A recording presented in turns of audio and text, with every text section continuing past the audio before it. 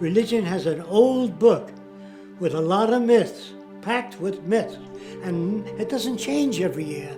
Consider this. A scientist has a book on astronomy. Every year that book undergoes change. If you have a book on electronics that's 2 years old, it's obsolete. So they undergo change. But here's a minister with that one book under his arm.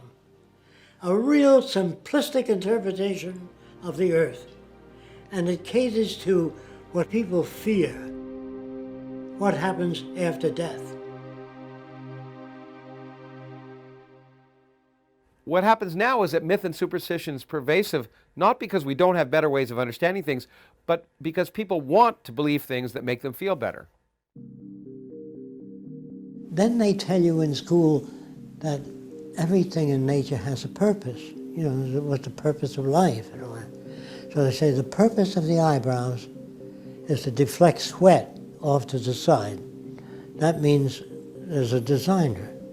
Now what's the purpose of coughing and sneezing? To infect other people? They say the purpose of horns on an animal is to protect itself. So I said, what's the purpose of those horns? They say, that's for ramming other animals. I said, what if the horns go off to the side? Well, that's for keeping them off the side. What if they go back? That's keep them off the back? No. Animals are born with every which way horn, and they learn how to use them. People hope that there's some cosmic purpose to their life, but in fact, science, as far as we can tell, tells us there's no evidence that there's purpose to the universe. Does that mean there's no purpose to the universe? No, we can't prove it. It just said there's no evidence of a universe with purpose, and the universe effectively acts like it has no purpose. Now, should this depress us? In my opinion, no. Because what it means is that the purpose in our lives is the purpose we make. We don't want people to have loyalty to corporations or a country.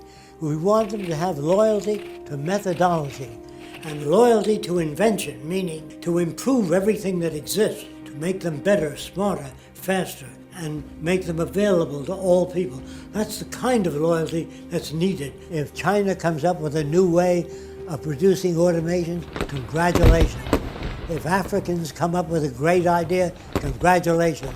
No more loyalty to corporations, to country. Loyalty to the earth and to all the people on it, and to make the earth a far better place than it is. This is the kind of loyalty I'm talking about. This is the kind of pledge allegiance I'm talking about, to pledge allegiance to methodology.